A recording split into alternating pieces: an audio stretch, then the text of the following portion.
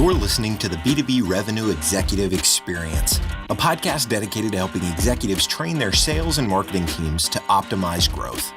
Whether you're looking for techniques and strategies or tools and resources, you've come to the right place. Let's accelerate your growth in 3, 2, 1. Welcome, everyone, to the B2B Revenue Executive Experience.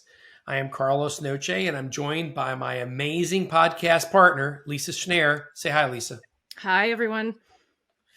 Today, we're talking about a very hot topic for a lot of companies these days, lead generation. How do you build a successful outbound campaign using LinkedIn? And to help us out with this very timely and important topic today, we have Ryan Caswell, founder of B2Bleads.com and recovering web developer. His company is focused on helping B2B professionals generate quality business leads and booked appointments, specifically using LinkedIn. Ryan, thank you so much for taking the time today, and welcome to the show. No worries. Thanks so much for having me. And I haven't heard that before, but that feels pretty accurate. Yeah. Recovering web developer. Yeah. Anytime. Go ahead. Yeah. I work with web developers. I'm like, yeah, I don't envy the work you're doing anymore. Well, we're going to get to know Ryan a little bit better. So I'd like to jump into our first question today is usually just our audience getting to know you a little bit better. So Ryan, what is something that you're passionate about that those that only know you through work might be surprised to know about you? Yeah, the one thing I guess about me and my past that surprises people the most when I tell them. So my background's in engineering, which is in obviously sales and marketing. And when I tell people my backstory, the one thing that sort of hits people from left field is when my wife and I we left engineering and we actually moved to Brazil and we set up this farm out in the middle of the mountains in the rainforest. And this was my first experience in trying to run my own business. And when I tell people my backstory, that's the one that sort of, when I tell it to people, they're just like, what? I wasn't expecting that. So, I guess my passion for the outdoors and sports and being physically active. But I think that's the thing that when I tell people, they sort of find that the most interesting or just weren't expecting it. So you set up a working farm? Yeah, it was like a little organic plantation. So Nice. We had people come in and help us grow food, and we had a bed and breakfast, and we'd give people food from the garden, and there was like monkeys and mountain lions, and yeah, it was crazy. And it completely sent me broke. Got it? Yeah, but I learned a lot of good lessons along the way, and it was a lot of fun, and yeah, I don't regret it. I love Brazil, so love to know where it was at and have some more fun. We might do that after the show. Yeah. No That'd worries. be great to know. Well, that part of your story aside, being the founder of B2Bleads.com, what inspired you to start a lead generation company after working as an engineer? And what is the story that's getting you to this point in your career? Yeah. So the reason I got into it is pretty much, it's sort of a long story, but yeah, I left engineering. I tried to start my own business in Brazil. That sent me broke. Came back to Australia, trying to get into the digital space. And essentially it was trying to start lots of different businesses. I kept having the same problem over and over and over again, which was how do you reliably and predictably acquire clients? How do you essentially buy your own clients? And being an engineer, I always had I would say, an unhealthy attitude towards marketing and sales.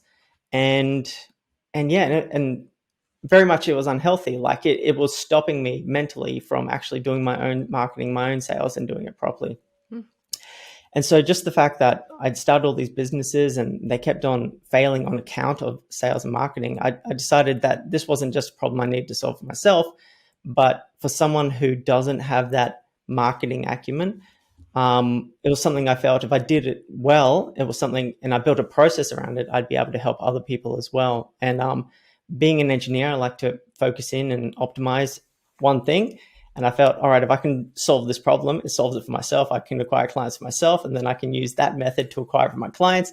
It just meant I had to do one thing really well, which is one of the beauties of having a marketing business is you don't have to be like other businesses. You don't have to be an amazing marketer and amazing at building a product or another service as well.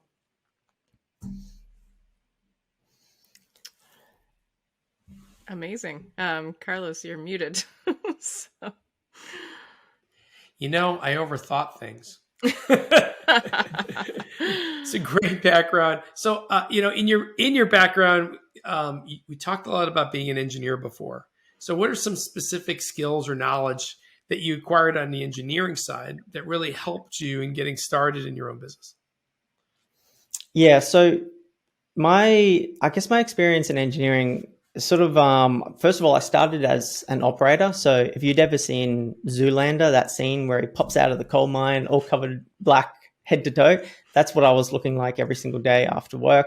Wow. So I was working as an operator, putting in bolts in the roof. And I think it was good to work with people on the coalface, I'll say, because it gives you a good idea of the whole spectrum of the operations before moving into more office roles. So I got into business improvement, data analysis, and more engineering focused roles after that. And I think for me, it's pivotal to what we do at B2B Leads. And our approach is incredibly data focused. And I think being an engineer moving into marketing, we bring a very process-driven, data-driven approach to something that also requires quite an emotional response as well, which really helps people. Like a lot of our clients are quite technical and they really struggle with the marketing. So to have a process to elicit that emotional response that you need for marketing, like agitate the problem, present the solution, and using data to back up what you're doing and what you're saying has been absolutely critical for what we do, because we can all have opinions, but in the end, the numbers, so long as you're looking at them right, don't lie. Very true. It's important to be data-driven now. And so on that note, tell us a little bit about developing and launching B2Bleads.com and how are you set apart from other companies in a similar space? Yeah. So I think it's important to notice, especially for people who are starting a business, the launching process of B2B Leads wasn't like any particular instance in time. And I think this is important for anyone who wants to start a business to not, to really focus on, I guess, this concept of minimum viable product. So when I first started, I didn't really have a particular offer. I just started going to networking events and I knew I had skills in digital marketing. I just started talking to people and trying to see what people actually wanted. So the business started as RyanCaswell.com because I figured, my name will always be RyanCaswell.com and the business and the offer and the service can change. And I was really trying to find what is a problem that people have, what is an offer that when you tell it to people, you can see, and I think this is really important for people who don't have big audiences on LinkedIn or like people who are just starting out. You don't have a big audience and data to get information from. But when you're face-to-face with someone, you can get pretty reasonable data just by looking at the glazed over eyeballs. So when you're talking to someone, if you're telling people, you're testing out new offers or telling them what you do, if you're getting the glazed over eyeballs and the vacant look on their face versus the leaning forward, that's a good data point for you if you don't have a big audience. Like, all right, I'm seeing people actually starting to prick up and listen to what I'm saying versus you can see it in their eyes. They're just tuning out, waiting for their turn to talk. So, it wasn't really an instance in time. It was just something I constantly iterated and tested. And it wasn't until I found that, the B2B space consultants really struggled with lead generation. And I started getting I was doing a lot of digital marketing, SEO, Facebook, all sorts of stuff. It wasn't until I started having a lot of success with LinkedIn that I said, all right, this is it. This is my sweet spot, B2B Leads. This is what I'm going to dedicate my life to, being the best at solving this problem. So eventually I hunted down the domain B2Bleads.com and spent a good deal of money on purchasing that. But yeah, and then it's just constantly, so that's essentially been the process. It wasn't an instance in time. It was just an iterative process, constantly testing different offers until I found what suited my skills, what I like doing, and what the market actually wanted. And I think that's really important for anyone who wants to build a business, is find where those 3 points intersect. Excellent. So, all right, let's talk about the topic of the day, which is LinkedIn, and why use that as your medium or tool for outreach? Yeah, so this is a really good question. And I'd say the most powerful thing about LinkedIn is the ability to find and organize your prospects based on their professional attributes. So as a platform, it's not really any different to the others in terms of being able to message people. But in terms of so what we do is outbound lead generation. I mean, we're reaching out to people, we're starting conversations. And I say there's 4 key principles for any form of outbound that you really need to have in place. So you need to have people. So you need people on the platform, and you need to put a message in front of them. So this is what makes LinkedIn powerful, is that you can find people who are more likely to need your service based on professional attributes, which is, and then you can organize them and reach out to them. You need a way to drive buying behavior. You need to say the right things at the right time, and you need a process to do it efficiently. So if you have those 4 things in place, then you'll be able to run outbound successfully. But yeah, I mean, it depends where you are in business, what your audience is, as to whether or not LinkedIn will be the best platform. But basically, it's because it gives you the power to find and organize your target market really efficiently. And when we say LinkedIn, are you really meaning like LinkedIn Navigator? Because that's what kind of allows you to target people and create categories. Yeah, if you want to take it seriously, LinkedIn Sales Navigator is where it's at. You can still do a lot with the free search. And I recommend, once again, the minimum viable product. If you're really short on funds, just start using the messaging, work out how powerful it is. You can literally connect and start talking to anyone, like the CEO of billion-dollar corporations. It's just make sure that what you have is valuable to those people. Yeah. And we're all people in the end. So if you get the right message in front of the right person, you can start conversations with anyone. And then, so should marketing organizations focus only on LinkedIn as its outbound source, or do you have other sources as well that you recommend? Yeah, so this is a really interesting question, and I'll say companies should focus on where they're getting the lowest cost per lead, and they can continue to crank up the dial. So in an ideal world, we wouldn't do any marketing. We wouldn't do LinkedIn. We wouldn't do basically anything. If we could just crank up referrals and word of mouth leads that came into our business and not have to do any marketing at all, then that's what we would do. Yep. So it just depends on where you're at, what resources you have, and what's generating the best cost per lead. Now, not everyone knows what that is. Most businesses are terrible at measuring this, but it just depends on what the data tells you. So LinkedIn is the reason I like LinkedIn is because it is a very quick and low cost platform that you can get a proof of concept on whether it works or not without having to spend like tens of thousands of dollars, getting a pixel to mature and learn and teach the algorithm and all that sort of stuff. You can very quickly reach out to people, put a message in front of them, and start to see if it's working. So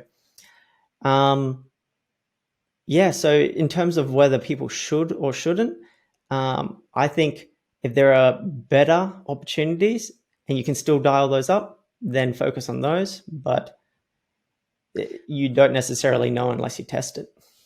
Right. And so then just to clarify, like sort of that whole question, would you recommend that people use a combination like LinkedIn and email and ads so. Yeah, the omni-channel approach is powerful because you start to be seen across different platforms. But I think a lot of small businesses, who our target market generally is, can go down a rabbit hole with that because they look at the big companies and they're like, oh, they're on Facebook, they're on LinkedIn, they're doing this. And yeah, it's more powerful. But what happens is it's like trying to go pro in tennis and golf and basketball. What happens is you end up being amateur at everything and you make no money. So for small businesses, it's best to focus on maybe just one or two to begin with until you got the leverage to bring people on to focus on those platforms experts. So yeah, I hope that makes sense. Got it. Yeah, absolutely. And so you mentioned data there briefly. And so when you think in terms of measuring success on the outbound campaigns through LinkedIn, what metrics do you track? Yeah, so this is really interesting. So if you've got a fairly quick sales cycle and not necessarily like $1 million deals that need to be get over the line, then the data is pretty simple. It's booked calls and closed sales, and you should start to get those relatively quickly. Now, the problem with organizations or like software companies and things and consultancies that do $100,000, $1 million deals, you don't get that feedback on your campaigns until a very long way down the line. So you need other things to provide feedback on success. So if you think of reaching out to someone on LinkedIn or in any form of outbound as a funnel, then you can break down the steps along the funnel into KPIs. So essentially, when you're reaching out to someone, how many of those people actually connect with you? And once they connected, how many of those actually reply to you? Of those people who reply, how many of those are engaging in like good conversation? And then how many of those are actually progressing through to phone calls to learn more about you? And then how many of those conversations are progressing into your pipeline?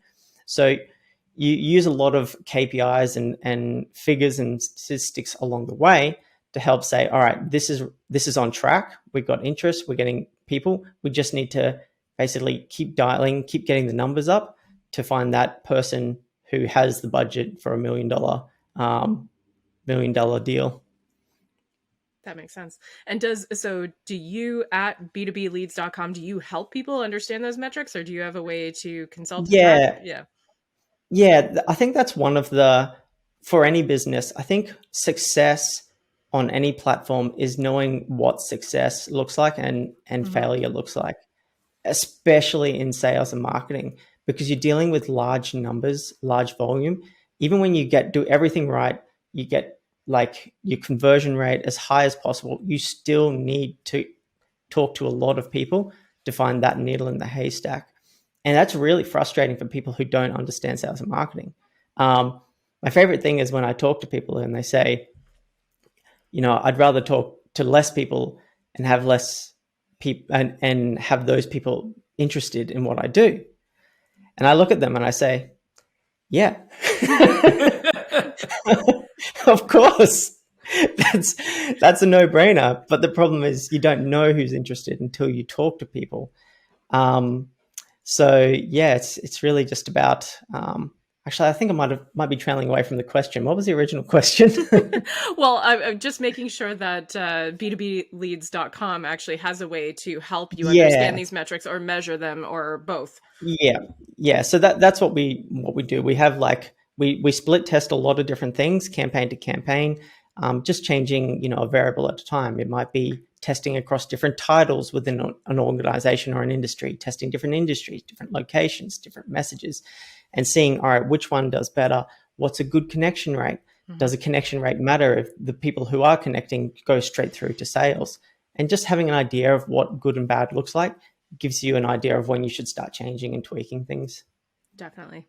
So would that be one of your biggest pieces of advice for someone considering using LinkedIn for their outbound lead generation?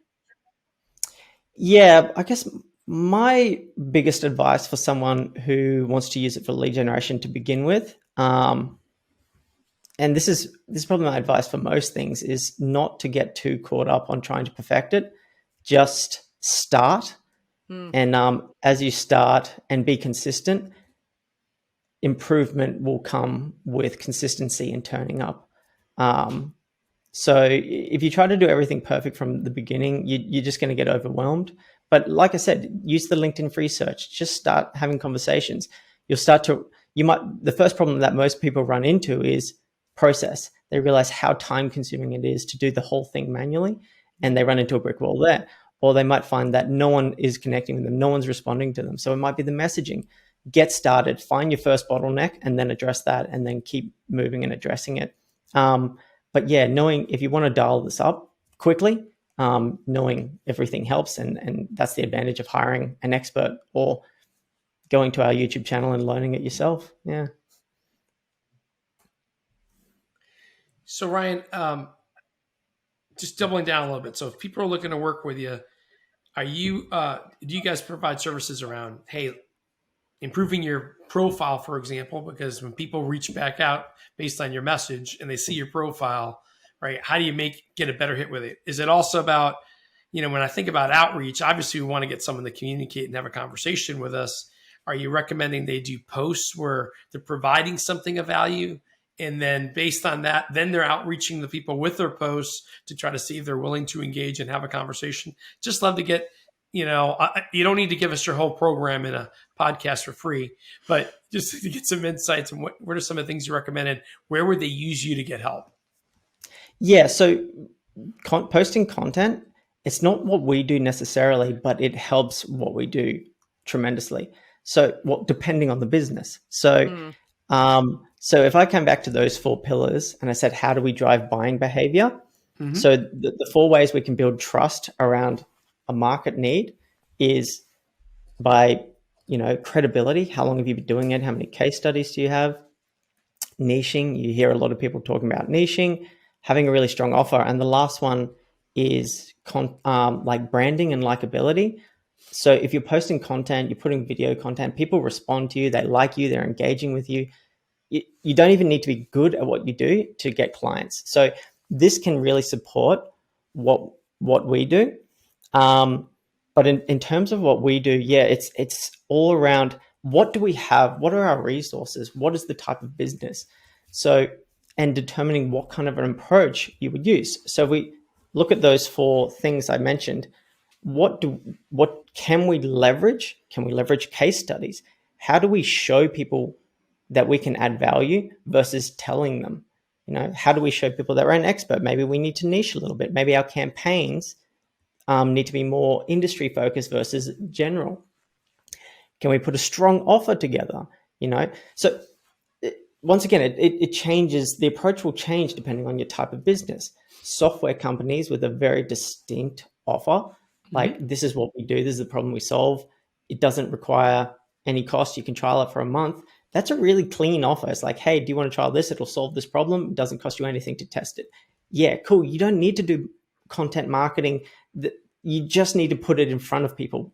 And so you can pull that away and just focus on that. Versus, let's say, a consultant in leadership, they need to demonstrate that they're the expert in their space. So the content marketing and the education component becomes more important. So what we do is we look at what we have available and we build a process around, all right, how do we identify the value we can add to people and then build trust around that, enough for them to give us 5 seconds of their attention to read some of our messages and then spark enough interest to want to get on a phone call, essentially. Excellent.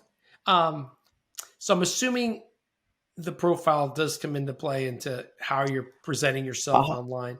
Do you have any 100%. Tips on or what strategies someone should take to have a really strong profile that's relatable to our buyers? Yeah. So you're 100% right. The profile, I say, does all the heavy lifting. In fact, your messaging on LinkedIn can be next to nothing with the right profile. You can literally reach out and say, hey, check out my profile. Be great to connect. You don't even have to say, check out my profile. People will inherently look at your profile. So how do you have a strong profile? Well, posting content definitely does help because it shows engagement. They see you're active on the platform. The 3 key things I would say to focus on, because there's 1,001 things you can do.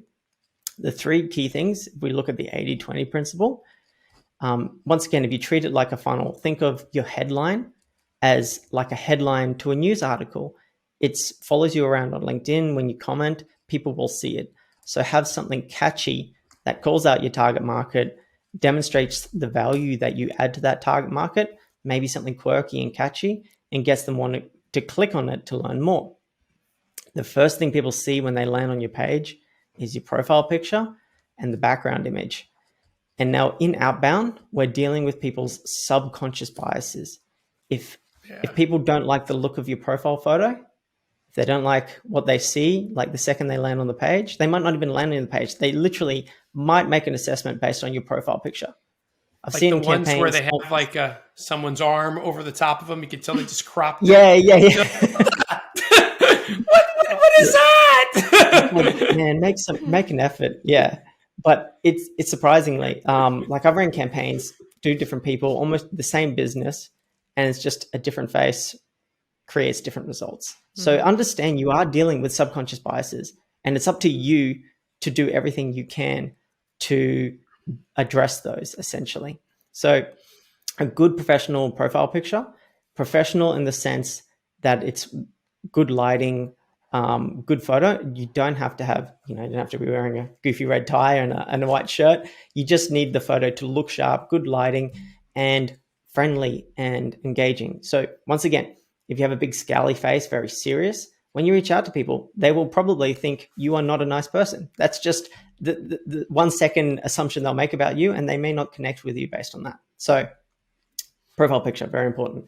Background image, once again, depends what you have. If you have a picture of you talking to a podium, on a podium talking to like 1,000 people, that's a great credibility builder. Doesn't even matter if it's not aligned with what you do. It's just a great credibility builder. Like, okay, people listen to this person. Maybe I should listen to him too. So whatever you can to draw attention and credibility to what you do in that background image is fantastic. Sometimes even leveraging brands, big brands that you've worked with is a great way to leverage other people's brands' credibility. And then head down to the about section, assuming that you've got enough of their interest to read that, then it's almost like a little micro elevator pitch. So use headlines to break it down so people can find the information they want fast, and finish with the call to action, a way to get in touch with you.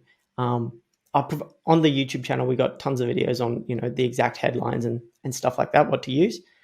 But the biggest thing is first impressions matter. That makes a lot of sense. So we talked about this just briefly, but when it comes to working with clients on the actual messaging that's most effective. So when you think about LinkedIn, of course, you've got the connect message, right? So like, can we connect for whatever reason? Then once you're connected, I think one of the biggest mistakes we see over and over again is the pitch slap, right? Is immediately as soon as they're connected, you get some generic email or whatever. So what are some best practices you have? And I realize this will probably change, like you said, company to company, as far as crafting that connect message. And then, of course, what do you do after that? How do you turn that into a conversation? Yeah. So I've definitely seen that all the time, where people will connect with you and then slap you with a 3-page sales essay. Yeah. The thing is, and what's beautiful about LinkedIn is it is a place for business. So people do somewhat expect, business to be conducted on there. What it all comes down to is, how do you set up the conversation? So you can pitch to people so long as you've set people up to expect that to happen. That's not saying you should pitch everyone up front, but if you, like I said, if you have a really strong defined offer and it's very obvious, and you say, this is the offer, this is what we do, is it of interest? And then they connect, you can almost just go straight to it. You don't have to mess around. We're trying to get from point A, which is someone doesn't know you, to point B, they're interested in and want to get on a call as fast as possible. So if you can pitch them straight away and it makes sense to do so, then do it. But most times it doesn't. So my advice really, a lot of it lives in the connection message, because the connection message will set you up for success. Most people can get connections on LinkedIn, but most people can't get people to connect based on the value that they provide. So I actually just released a video last week on how to write the perfect connection message. And we've all seen it, like, hey, I checked out your profile and I love what you're doing at your company. Let's connect. So that does nothing. People will probably still connect with that, but it does a few things. First of all, it treats your audience like they're stupid, because they know it's an automated message. Mm-hmm. That's not to say you can't use automation, but don't pretend like it's not. Mhm. I say people don't care how they receive the mail so long as what's inside is valuable. So what you need to do is understand the value you provide and get people to trust that you can deliver on that value as quickly as possible. So you only have 300 characters like, hey, this is what we do. We've worked with companies like ABC. We've got some great case studies. If it's of interest, let's connect. Now, what you've done is you've set the conversation up to progress it down that line of thinking is like the value that you provide and having that conversation versus, hey, let's connect. LinkedIn says we should be friends, and then slapping them with a sales pitch. You don't treat your audience like they're idiots. They're much more open because you've set the tone of the conversation from the beginning, and things just progress a lot better. Even if you sacrifice connection rate, you're going to get the right people connecting with you because you've got your value proposition out early. And if you can't get people to connect and engage, you've addressed your bottleneck early rather than kicking it down the road to, oh, we've sent them the pitch now and they're not interested. So yeah, get that connection message right. And then it's easier to progress the conversation along where you want to go. Relationship building on LinkedIn, I think, is even harder. I think focus on value first because people in business want to deal with people they like and they want to build relationships, but it's value first, especially in the digital space. What value can provide me, that will determine whether I want to engage and network and be friends with you. That makes a lot of sense. And I'm curious though, like, cause you touched on it a little bit, you touched on both sides of this. How much does personalization come into play when we're talking about this? Because of course, that's always the big question is how do I personalize at scale? Yeah. This is an awesome question. I've done lots of testing on this. So basically what happens is you've got somewhere between sending a bulk message to absolutely everyone and anyone and completely automated, no thinking, no customization whatsoever, all the way through to door knocking, researching every single person you talk to, and having conversations with those. So one is going to cost you a lot and one's not going to cost you very much at all. And it's really about finding that balance somewhere along that spectrum that provides the best ROI system. So what's the minimum input for the maximum output? Eventually, so if you live too far on one side, what happens is you're not going to get any conversions. You're going to reach out to lots of people. The conversion rate is going to be so low. On the other end of the spectrum, you're going to have a much higher conversion rate, but your scalability sucks. And so it's just about testing and trying to find what along here works really well. So once again, if you have $1 million deal, maybe the door knocking makes sense. Maybe you need to spend more to find that ideal client to make sure that you maximize each one versus a $30 software. You just need to get that offer out in front of people. So I've done it again. I forgot the question. Well, you're answering it is that there is a spectrum of personalization and you have to test and find what works best. I think I think the happy medium on LinkedIn is you want the ability to scale and systemize and automate, but you also want to personalize as well. So what you do is try and organize your audience into subcategories, upper management, HR, HSE, or by industry. Industry is a really good one, especially for people who work across multiple industries. How about rather than messaging everyone who could be our ideal client, how about we break them up into industries? And then that way, when we reach out to everyone from this industry, we can speak to problems specific to that industry. And that's what will actually make us stand out. So one of the most successful campaigns we've run recently was very, very much tailored to a very specific industry, which we had very specific knowledge on. We knew about a problem that was legislatively driven, that they had a timeline it needed to be addressed by, and we knew there was a big pain in that market. So the messaging, whilst we could scale it up because there were thousands of people in that market, was very tailored to that specific market. And yeah, it was crazy. We got like over $1 million in the pipeline in a few months. So wow. Yeah, it's about finding commonalities within a group and trying to scale that messaging up versus trying to personalize for every single person. Though AI might be able to address that personalization for each person aspect. But yeah, I guess we'll see. Early days yet. We'll see. So let's change direction a little bit here. We ask all of our guests towards the end of every show a couple of questions. And one of them is that as a revenue executive and founder yourself, you have been prospected to yourself and likely a lot over LinkedIn. So help our audience understand what could potentially earn your attention from a cold reach out, someone who has no introduction to you, no relationship to you, and you get that connection request. What does it need to contain to really get your attention and potentially even get a response? Yeah, 100%. So pretty much everything that we talked about today, really think about the value that you can provide specifically, rather than focusing on, I don't know, just a general message that would apply to everyone. Say, hey, I'm looking at B2B, I'm going after B2B agencies. Don't say I'm going after, I'm looking to connect with B2B agencies that do this because I have this special tool that can help address these specific issues that you might be facing. So understanding me specifically or my problems, and this applies for anyone, is going to help to address the problem. And the thing is I might not have that problem, even though it's likely that I might not have that problem, and it might not interest me at this time. So you got to get the volume up as well. You got to talk to lots of people because not everyone has the pain and is interested, or it's the focus at that point in time. But value first. Define what value you can bring. Be as specific as possible to me. And I'd love to talk. So reach out. Great insights. And you're so true. I mean, sometimes we have the perfect message, but it's just not the right time for the people we're dealing with.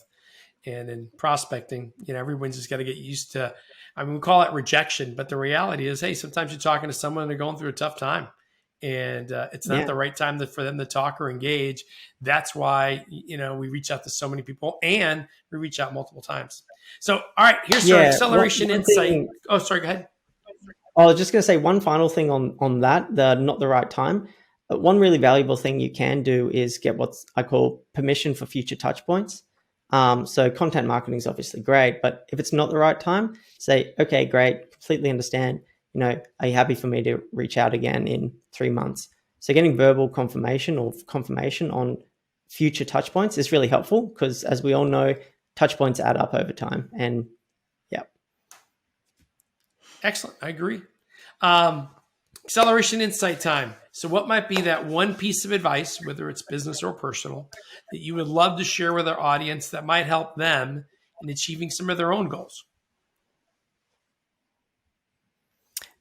Probably what I was talking about earlier on the call, which is just get started, get that minimum viable product out there, get a proof of concept.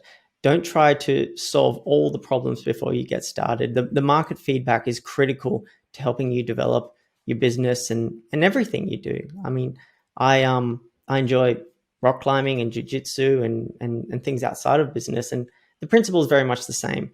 Keep turning up, keep trying. And, by nature, by turning up and being consistent, you will improve.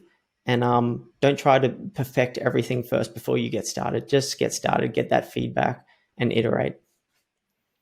Yeah, don't let perfection stand in the way of progress. Isn't that the saying? Yes. No, really good advice. Yeah, particularly in prospecting. You just, at some point, you can't overthink it. You just have to execute. And like you say, and we talked about, be data driven, let the data tell you what to do next and what works and what doesn't. So great, Ryan. Thank you so much. If one of our listeners was interested in learning more about today's topics, you mentioned YouTube a couple of times, but where should they go and how should they contact you?